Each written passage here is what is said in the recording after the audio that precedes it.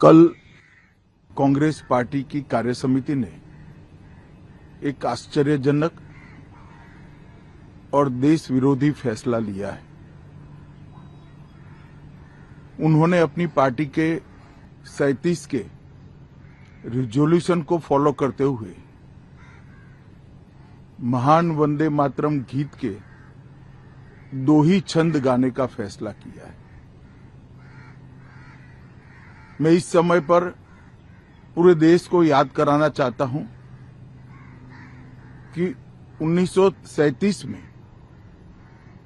Congress party ने मुस्लिम appeasement के लिए वंदे मातरम के 2 टुकड़े कर देश के विभाजन की नींव डाली थी और वहीं से 2 राष्ट्र के सिद्धांत को ताकत मिली थी और अंततोगत्वा देश का विभाजन हुआ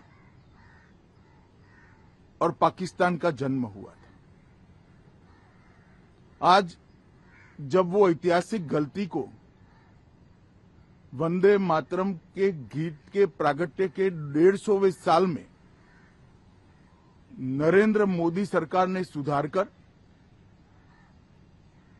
बंकिम बाबू की ये अमर कृति को पूरा गीत गाकर राष्ट्रीय एकात्मता को फिर से एक बार सुदृढ़ करने का प्रयास किया है और सभी सरकारी फंक्शंस में इसको पूर्ण रूपेण गाने का जो निर्णय किया है, वो निर्णय को कानूनी जामा भी पहनाया है। इसकी अवहेलना करने का कांग्रेस ने कल निर्णय किया है। कांग्रेस का ये निर्णय केवल और केवल इनकी घोर तुष्टीकरण की नीति की पुष्टि करता है। वोट बैंक के तुष्टीकरण के लिए उन्होंने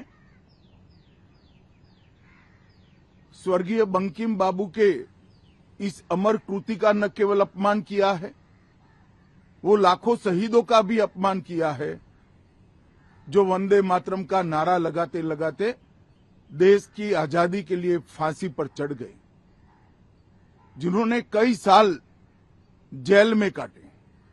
आज कांग्रेस पार्टी 1937 का अपनी पार्टी का रिजोल्यूशन मान रही है और पार्लियामेंट के एक्ट को नकार रही है।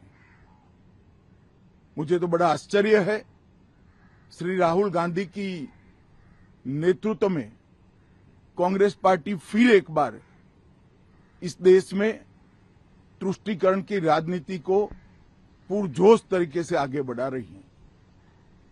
मैं देश की जनता को अपील करना चाहता हूं कि एक बार इस देश ने गलती करी थी वंदे मातरम के 2 टुकड़े होने देने की, और एक गलती के गंभीर परिणाम हमने भुगते हैं।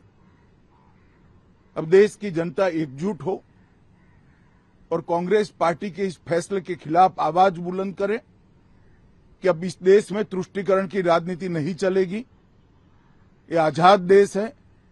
आजादी के 80 साल के बाद 1937 में जो फैसला कांग्रेस ने किया था, जिसको नरेंद्र मोदी जी ने सुधारा है, उसके सामने का कोई विरोध इस देश की जनता नहीं सहन करेगी।